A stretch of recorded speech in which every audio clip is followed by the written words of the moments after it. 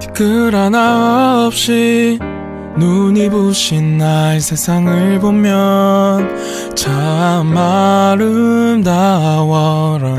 향기로운 꽃 우뚝 솟은 나무 옆에 보이는 빌딩도 너무 예뻐라. 어떻게 이렇게 나 예쁠 수가 있는지 누군가가 없었다면 가능히 나 했을지. 하지만 저기 저 끝에서 여기를 지나서 반대편 끝까지 복잡한 일상은 가득해. 어쩌면 전쟁 그게 전쟁이지만 아름다운 걸 보려면 한 발자국만 뒤로 빼. 복잡한 일상 가득한 일상에만 빠져 있으면 절대로 볼 수가 없어 아름다운 거. 그때 내가 가야 할 곳 stop. 주님은 내 피난처, 주님은 내 피난처. 하루의 시작을 주님과 함께 영국 장로교회 최준 전도사입니다.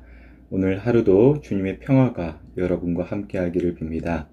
오늘 9월 15일 화요일 함께 읽을 성경은 창세기 45장 1절에서 15절입니다.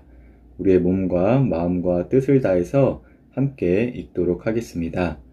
요셉은 자기 종들 앞에서 더 이상 북받치는 감정을 억누를 수가 없었습니다. 요셉은 모두 다 물러가거라 하고 소리쳤습니다. 형들만 남게 되자 요셉은 자기가 누구라는 것을 말했습니다. 요셉이 너무 크게 소리내어 울었기 때문에 이집트 사람들도 모두 그 소리를 들었습니다. 그리고 왕궁의 신하들도 그 소리를 들었습니다. 요셉이 형들에게 말했습니다. 내가 요셉입니다. 아버지께서 아직 살아계신가요? 그러나 형들은 너무나 놀랐기 때문에 아무런 대답도 할 수 없었습니다.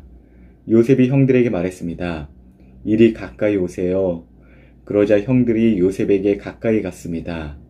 요셉이 형들에게 말했습니다. 내가 여러분의 동생 요셉입니다. 형님들이 이집트의 노예로 팔았던 바로 그 요셉이란 말이에요. 하지만 이제는 염려하지 마세요. 저를 이곳에 판 일로 마음 아파하지 마세요. 하나님께서 저를 형님들보다 먼저 이곳으로 보내셔서 사람들의 생명을 구하게 하신 것이니까요. 벌써 2년 동안 땅에서는 식물이 자라지 않고 있어요. 더구나 앞으로도 5년 동안은 심지도 못하고 거두지도 못할 것입니다. 그래서 하나님께서는 형님들과 형님들의 자손이 살아남도록 하려고 저를 먼저 이곳에 보내신 것이에요. 그러니 저를 이곳에 보내신 분은 형님들이 아니라 하나님이십니다. 하나님께서 저를 이집트 왕의 가장 높은 신하로 만드셨습니다. 왕궁의 모든 일을 제가 맡고 있답니다. 저는 모든 이집트 땅의 주인입니다. 그러니 서둘러 이곳을 떠나서 아버지에게로 가세요. 가셔서 아버지에게 이렇게 말씀드려 주세요. 아버지 아들 요셉이 이렇게 말했습니다. 하나님께서 저를 온 이집트의 주인으로 만드셨습니다. 어서 저에게로 내려오셔서 고센 땅에서 사십시오. 그렇게 하시면 저와 가까운 곳에서 사실 수 있습니다. 그리고 아버지의 자녀들과 손자들과 양떼와 소떼와 아버지가 가지신 모든 소유도 저와 가까운 곳에 있을 수 있습니다. 앞으로도 5년 동안 가뭄이 있을 터이니 제가 아버지를 보살펴 드리겠습니다. 그래서 아버지와 아버지의 가족과 아버지께서 가지신 모든 소유가 굶주리는 일이 없도록 하겠습니다. 형님들이나 내 동생 베냐민이 직접 봐서 알겠지만 지금 이 말을 하고 있는 나는 정말로 요셉이랍니다. 그러니 내가 이집트에서 얼마나 높은 사람이 되었는가를 아버지에게 말씀드리세요. 형님들이 보신 일을 모두 말씀드리세요. 자, 이제 서둘러서 아버지를 모셔오세요. 이 말을 마치고 요셉은 자기 동생 베냐민을 껴안고 울었습니다. 베냐민도 울었습니다. 그리고 요셉은 형들 모두에게 입을 맞추었습니다. 요셉은 형님들을 껴안으면서 울었습니다. 그제야 비로소 형들도 요셉과 말을 했습니다.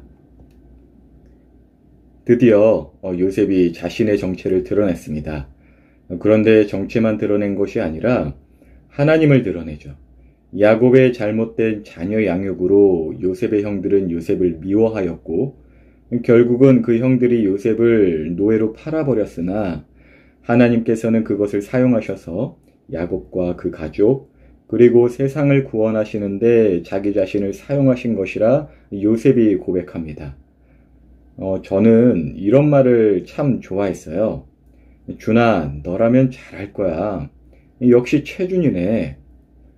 스스로든 남이든 저를 인정하고 저를 드러내주는 말을 저는 참 좋아했답니다. 그런데 실제 그런 말을 잘 들어본 적도 없어요. 어쩌다가 잘하면 웬일이래? 군뱅이도 구르는 재주가 있다더니 어휴, 네가 이것도 할 줄 알아? 교만하지 마. 그래서 누군가에게 칭찬받는다는 것 저한테 있어서는 참 어색한 일이기도 합니다. 그래서인지 제가 여러분에게 칭찬을 참 많이 하죠. 어떤 면에서는 제가 칭찬받지 못하고 관심받지 못한 경험이 있기 때문에 그 경험의 아픈 것을 반면교사로 삼고 여러분에게 칭찬을 더 많이 하는 것도 없지 않아 있습니다. 그런데 또 어떤 분야에서는 제가 잘하는 것도 있었습니다. 그래서 준아, 너라면 잘할 거야. 역시 최준이네. 이런 말을 또 어떤 부분에서는 많이 듣기도 했어요. 그런데 언제부터인가 이 말이 참 무섭게 들리는 거예요. 실패에 대한 두려움, 그 말을 들으면서도 실망시키면 어떡하지? 라는 그런 두려움들이 동시에 몰려왔습니다. 참 변덕스럽죠. 어쩔 때는 칭찬과 관심을 구하다가도 어쩔 때는 그것을 너무나도 두려워하고 싫어해요. 도대체 제가 원하는 것은 무엇일까요? 그리고 이 영상을 보시는 여러분은 어떠세요? 그런데 제가 참 편안해하는 영역이 있답니다. 그게 뭐냐면 말씀을 볼 때예요. 그리고 성경 교사로서 말씀을 해석하고 나눌 때 참 편안합니다. 왜 편안하냐면 제가 제 능력으로 해석하는 것이 아니라는 것 정말 실감하거든요. 물론 제가 요즘도 지금 돈 들여서 전문대학원을 따로 다닐 만큼 노력 많이 하고 있고 또 능력을 개발하고 있기도 합니다만 성경을 읽고 하나님의 감동을 얻는 그 과정에서는 정직하고도 솔직하게 말하지만 전적으로 하나님께서 일하시고 있다는 것을 저는 분명히 느낍니다. 그래서 너무나 편해요. 예전에 학교에서 부활절 설교를 맡아 한 적이 있었어요. 당시 같은 전도사님들 앞에서 약간은 테스트 받는 느낌도 들었고 또 세월호 사건이 바로 일어난 시기라 무엇인가 부담이 많은 그런 자리였거든요. 그런데 하나님께서 분명하게도 나를 스피커로서 사용하셔서 또 하나님께서 전하시는 메시지가 있을 거야.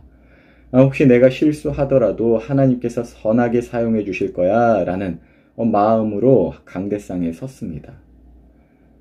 그리고 끝나고 나서 어떤 전도사님이 설교에 너무나 큰 은혜를 받았다 하시면서 도대체 어떻게 그렇게 할 수 있는 것이냐 하고 물어보시더라고요.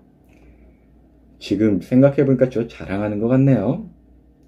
날고 기는 훌륭한 분들 훨씬 많다는 거 뭔지 아시고요. 그래서 아버지 거 그냥 베꼈어요 라고 답했습니다. 그랬더니 그분께서 하시는 말씀이 아버지가 목회하세요. 설교문도 써주세요. 그렇게 하시더라고요. 제가 말한 아버지는 하나님 아버지였죠. 이 이야기를 꺼낸 것은 분명하게도 저의 노력과 애씀이 있기는 하지만 이 모든 것의 근원이 하나님이심을 인정하는 것만큼 나를 편안하게 하는 것도 없다는 것을 나누고 싶어 하는 이야기입니다.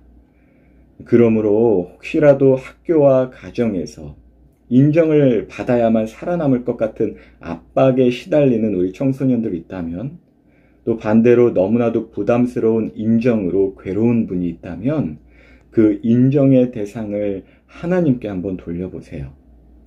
하나님을 인정하는 그 믿음이 우리를 샬롬, 다시 말해 평안케 합니다. 오늘 요셉은 자신을 드러낸 것이 아니라 하나님을 드러내었습니다. 가족의 일과 자신의 일을 하나님과 연결하여 인정하고 고백합니다. 그랬더니 이 총리로서 세워진 것으로 인한 어떠한 교만이나 복수심이 결코 요셉의 마음에 틈타지 않았습니다. 하나님을 인정하였더니 자신을 인정하시는 하나님을 보게 됩니다. 과거의 그 고난과 힘듦이 한편으로는 요셉이 하나님을 믿는 믿음으로 버틴 것 같지만 하나님께서도 요셉을 믿어주셨다라는 그 친밀한 관계였기 때문에 나에게 고난이 허락된 것이라 라는 그 어느 누구도 빼앗지 못할 뿌듯함이 요셉에게는 있었다는 것입니다. 그러므로 오늘 하루도 주님을 인정하는 믿음 꼭 챙기시길 바랍니다. 또한 고난 중에도 주님께서 우리를 인정해 주시는 그 고난 뒤에 있을 영광을 바라보는 소망 또한 꼭 챙기시길 바랍니다. 또한 그 믿음으로 현재를 살 것이고 소망으로 미래를 바라보되 그 과정 가운데 맺어지고 있는 하나님의 사랑과 이웃사랑이 함께 드러나지기를 예수님의 이름으로 축복합니다. 주님께서 우리와 함께 하신다는 그 믿음 오늘 꼭 챙기시길 예수님의 이름으로 축복합니다.